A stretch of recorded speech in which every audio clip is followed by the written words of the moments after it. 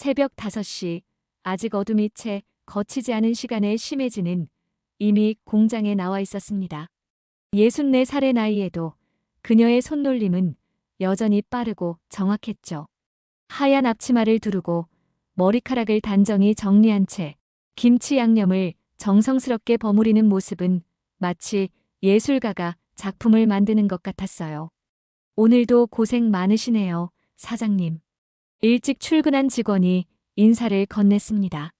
고생이 뭐야? 우리 김치가 멀리 일본까지 가는데 정성을 다해야지.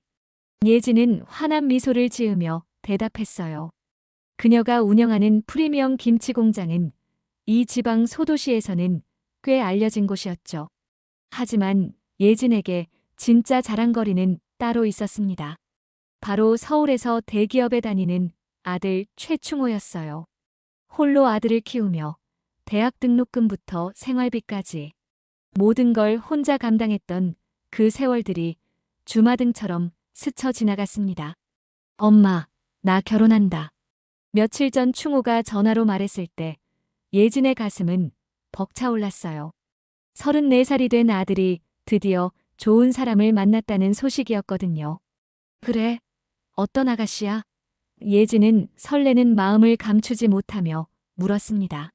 박시윤이라고 중소기업 대표 딸이야. 곧 상견례 하자고 하네. 예진은 수화기를 내려놓은 후 한참을 멍하니 서 있었어요. 아들이 결혼한다는 기쁨과 동시에 과연 자신이 서울 사람들 앞에서 부끄럽지 않을까 하는 걱정이 밀려왔거든요. 하지만 곧 고개를 흔들었습니다. 아들이 행복하면 그걸로 충분하다고 생각했어요. 그날 밤 예진은 옷장을 뒤지며 가장 좋은 옷을 꺼내 놓았습니다. 아들의 결혼 상견례라니 생각만 해도 가슴이 두근거렸어요. 상견례 당일 예진은 새벽부터 일어나 정성스럽게 준비했습니다. 평소보다 일찍 미용실에 가서 머리를 단정하게 정리하고 가장 좋은 한복을 꺼내 입었어요. 거울 앞에서 몇 번이나 매무새를 다듬으며 심호흡을 했죠. 서울로 향하는 기차 안에서 예진은 계속 긴장했습니다. 손바닥에 땀이 날 정도였어요. 아들이 알려준 고급 레스토랑 주소를 몇 번이나 확인하며 늦지 않으려고 일찍 도착했죠. 레스토랑에 들어서자 이미 자리에 앉아 있는 시윤의 부모가 보였습니다. 아버지는 고급 정장을 입고 있었고 어머니는 명품 핸드백을 테이블에 올려놓은 채 앉아 있었어요. 두 사람 모두 예진을 위아래로 훑어보는 시선이 느껴졌습니다. 안녕하세요. 충호 어머니입니다. 예진은 정중하게 인사를 드렸어요. 아, 네.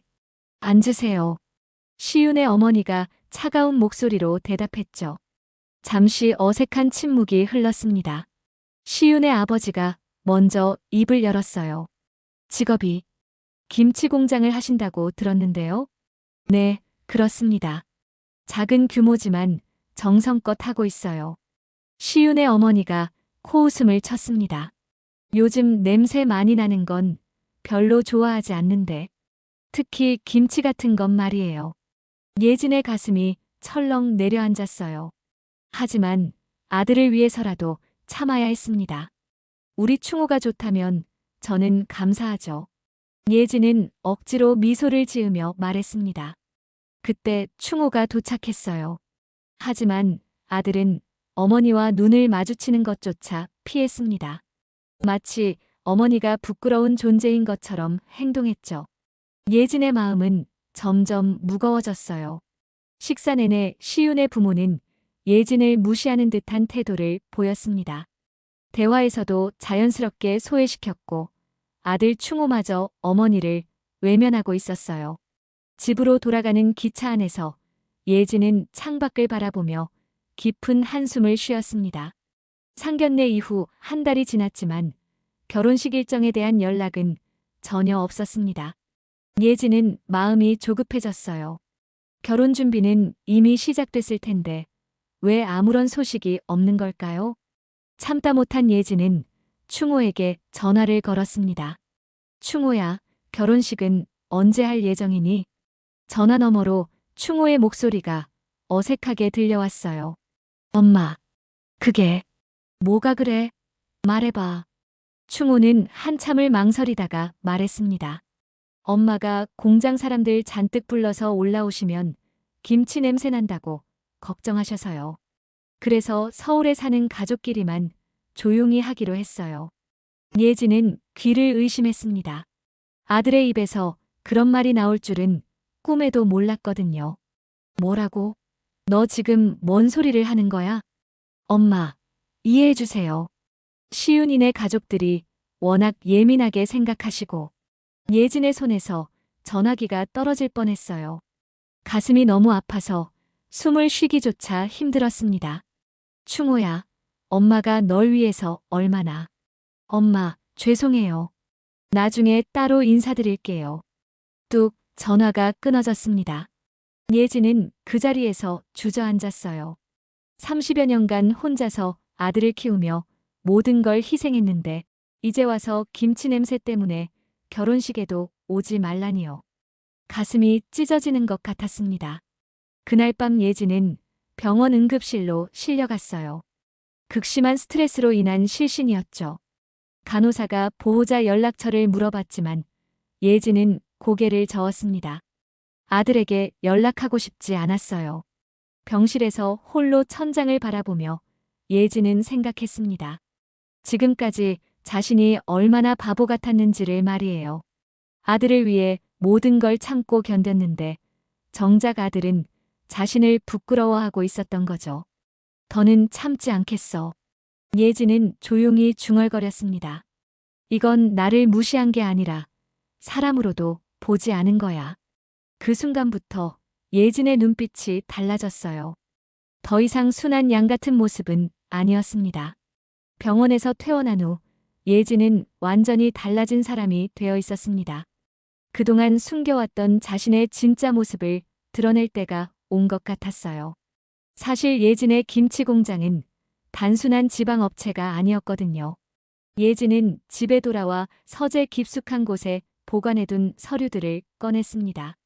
일본 고급 백화점 납품 계약서, 홍콩과 싱가포르 유통업체와의 독점 공급 계약서, 그리고 국내 부동산 투자 관련 문서들이었어요. 지난 20년간 예진은 조용히 사업을 확장해왔고 현재 수백억 원의 자산을 보유하고 있었습니다. 이제 시작이야. 예진은 차가운 미소를 지으며 중얼거렸어요. 그녀는 먼저 시윤의 아버지가 운영하는 회사에 대해 조사를 시작했습니다. 중소규모의 식품 유통업체였는데 최근 대형마트 체인과의 계약을 준비하고 있다는 정보를 입수했어요. 예진은 오랜 사업 경험으로 쌓아온 인맥을 동원했죠. 김 사장님, 오랜만이죠. 예진은 대형 유통업체 구매 담당자에게 전화를 걸었습니다. 아, 심 대표님, 정말 오랜만이에요. 무슨 일로 연락을 주셨나요? 혹시 박 씨 성을 가진 중소업체에서 연락이 왔나요? 식품 유통 관련해서 말이에요. 아, 맞아요. 그런데 어떻게 아시죠? 예진의 목소리가 차가워졌습니다. 그 회사와는 거래하지 마세요. 제가 더 좋은 조건으로 공급해드릴 수 있거든요. 예진은 계속해서 다른 바이어들에게도 연락을 했어요. 20년간 쌓아온 신뢰와 네트워크는 강력했습니다. 시윤 아버지의 회사가 준비하던 모든 계약이 하나둘씩 무산되기 시작했죠. 며칠 후 예진은 경쟁사 대표와도 만났습니다. 박 대표 회사 정보 좀 넘겨드릴게요. 마케팅 전략이나 가격 정책 같은 것들 말이에요. 정말요? 그런데 왜 그런 정보를 주시는 거죠? 개인적인 일이에요. 예진은 의미심장한 미소를 지었습니다. 시윤의 아버지 회사는 갑자기 모든 방면에서 막히기 시작했어요. 준비하던 계약들은 취소되고 경쟁에서도 계속 밀리고 있었습니다. 하지만 아직 그들은 이 모든 일의 배후가 누구인지 알지 못했죠. 예진은 조용히 복수의 그물을 치고 있었어요. 예진의 계획은 점점 구체화되고 있었습니다. 시윤 아버지의 회사는 이제 심각한 위기에 처해 있었어요. 주요 거래처들이 하나씩 손을 떼기 시작했고 새로운 계약도 성사되지 않고 있었거든요. 이상하네. 왜 갑자기 이렇게 일이 안 풀리지? 시윤의 아버지 박기철은 사무실에서 답답해하고 있었습니다. 그가 모르는 사이에 예진은 더 큰 그림을 그리고 있었어요. 식품 유통업계의 핵심 인물들과 차례로 만나며 박기철의 회사를 고립시키고 있었습니다. 현 상무님, 제가 부탁 하나 드리고 싶은 게 있어요. 예진은 대형 식품업체의 상무와 저녁 식사를 하며 말했습니다. 무슨 부탁이신지요? 박기철이라는 사람 아시죠? 그 사람하고는 거래하지 마세요. 개인적으로 매우 불쾌한 일이 있었거든요. 현 상무는 고개를 끄덕였어요. 예진과는 오랜 비즈니스 파트너 관계였고 그녀의 말을 무시할 수 없었습니다. 예진은 또한 은행 관계자들에게도 접촉했습니다. 박기철의 회사가 계획하던 투자 유치에도 제동을 걸기 시작한 거죠. 이 회사 신용도가 좀 의심스럽네요. 은행 담당자는 예진이 넘겨준 자료를 보며 말했습니다. 그렇죠? 저도 그렇게 생각해요. 요즘 시장 상황이 불안한데 위험한 투자는 피하는 게 좋겠어요. 박기철의 회사는 하루가 다르게 어려워지고 있었습니다. 직원들의 월급을 지급하는 것도 버거워졌고 사무실 임대료조차 밀리기 시작했어요. 여보, 회사 상황이 정말 심각해. 박기철은 아내에게 털어놓았습니다. 왜 갑자기 이렇게 됐지? 분명히 잘 되고 있었는데. 모르겠어. 모든 게 동시에 막히는 것 같아. 마치 누군가 의도적으로 방해하는 것 같다고. 하지만 그들은 여전히 예진의 존재를 의식하지 못하고 있었어요. 김치 냄새 난다며 무시했던 그 여자가 이런 일을 벌일 수 있다고는 상상도 못했거든요. 예진은 매일 아침 신문을 보며 박기철 회사의 몰락을 지켜봤습니다. 차가운 미소가 그녀의 입가에 맴돌았어요. 이제 진짜 재미있는 일이 시작될 거야. 박기철의 회사가 위기에 빠지면서 그 여파는 고스란히 충호에게도 전해졌습니다. 시윤의 집안 분위기가 급격히 냉랭해졌거든요. 충호 씨, 요즘 우리 아버지 회사 일이 너무 안 좋아요. 시윤은 불안한 표정으로 말했어요. 그래? 일시적인 거 아닐까? 아니에요. 정말 심각해요. 거래처들이 다 떠나고 있고 은행에서도 대출을 안 해주려고 해요. 충호는 처음에는 대수롭지 않게 생각했습니다. 하지만 시간이 지날수록 상황은 더욱 악화됐어요. 시윤의 부모는 점점 충호를 차갑게 대하기 시작했습니다. 충호야, 너희 어머니가 하는 일이 혹시 우리 일에 방해가 되는 건 아니야? 시윤의 어머니가 날카롭게 물었어요. 무슨 말씀이세요? 어머니는 그냥 김치 공장만 하시는데요. 김치 냄새 때문에 사람들이 우리를 이상하게 보는 건 아닐까? 요즘 모든 일이 꼬이고 있잖아. 충호는 당황했습니다. 어머니가 무슨 잘못을 했다는 건지 이해할 수 없었어요. 시윤도 점점 달라졌습니다. 당신 어머니가 하는 일이 결국 우리 발목을 잡는 거 아니야? 시윤아, 그게 무슨 소리야? 어머니가 뭘 잘못했다고? 모르겠어요. 하지만 결혼 전부터 이렇게 문제가 생기니까 불안해요. 충호는 혼란스러웠습니다.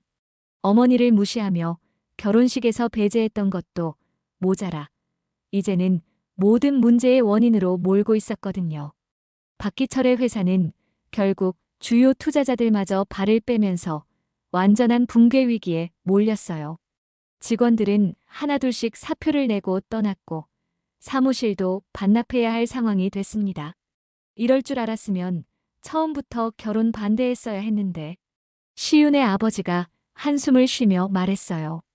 그러게 말이야. 김치 공장하는 집안이라더니 정말 재수가 없어. 충호는 이런 말들을 들으며 점점 위축됐습니다. 어머니에 대한 미안함보다는 오히려 원망스러운 마음이 들기 시작했어요. 왜 어머니 때문에 자신의 결혼이 이렇게 꼬이는 건지 이해할 수 없었거든요. 하지만 아직도 그들은 몰랐습니다. 이 모든 일의 진짜 원인이 바로 그들이 무시했던 그 여자라는 것을 말이에요. 어느 날 아침, 충호는 회사에서 점심시간에 인터넷 뉴스를 보다가 깜짝 놀랐습니다. 경제면에 큰 기사가 하나 실려 있었거든요. 프리미엄 김치 수출 기업 심해진 대표, 아시아 시장 석권, 연매출 300억 돌파. 충호는 눈을 비비며 기사를 다시 읽었어요. 분명히 어머니 이름이 맞았습니다. 기사에는 예진이 일본 고급 백화점과 홍콩, 싱가포르 유명 레스토랑에 김치를 수출하고 있다고 나와 있었어요.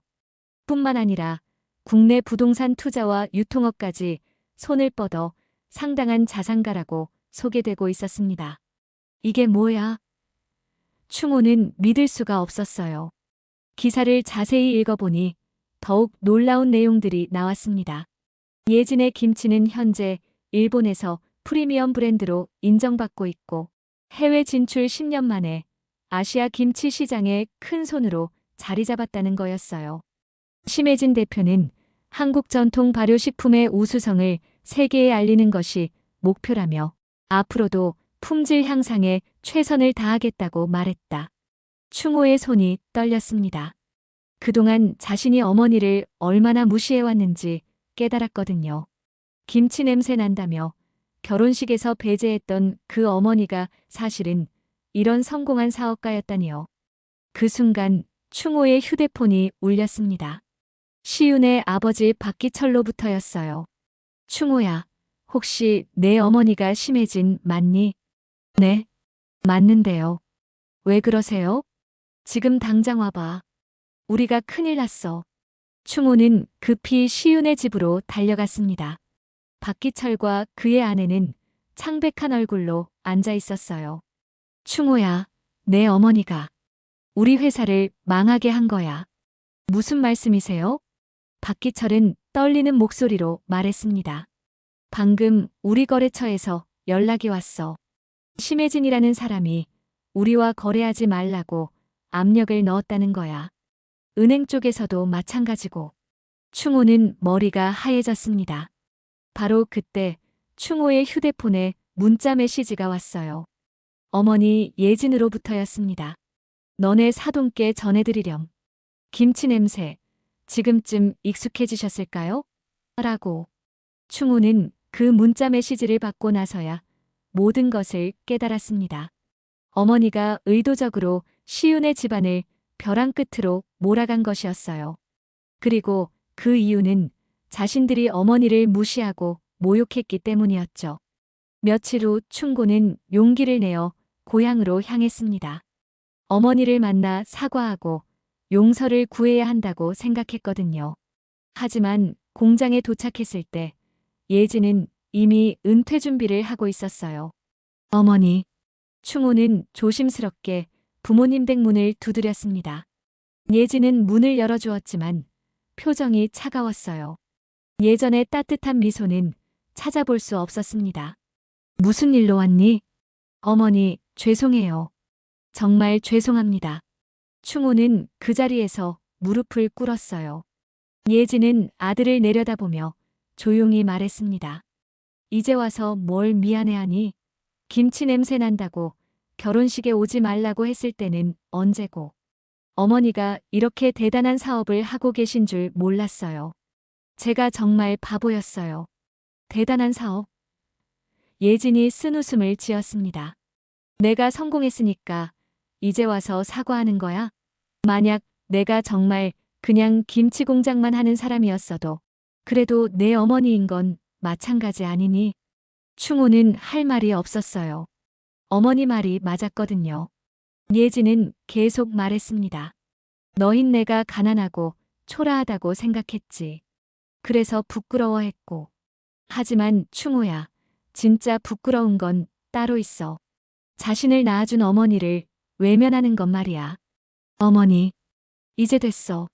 나도 지쳤다. 예진은 돌아서며 말했습니다. 공장은 젊은 사람들에게 넘겨주고 나는 조용히 살 거야. 그 후 예진은 정말로 공장을 유능한 젊은 사업가에게 넘겨주었습니다. 그리고 작은 집으로 이사해서 홀로 조용한 노후를 보내기 시작했어요. 충호는 여러 번 찾아갔지만 예지는 만나주지 않았습니다. 시윤과의 결혼도 결국 파토가 났어요. 모든 걸 잃고 나서야 충호는 깨달았습니다. 진짜 소중한 게 무엇이었는지를 말이에요. 겨울 어느 날 예지는 창가에 앉아 차를 마시며 생각했습니다. 복수는 끝났지만 마음이 편하지만은 않았어요. 하지만 적어도 아들에게 마지막 가르침이 전해졌을 거라는 확신이 있었습니다.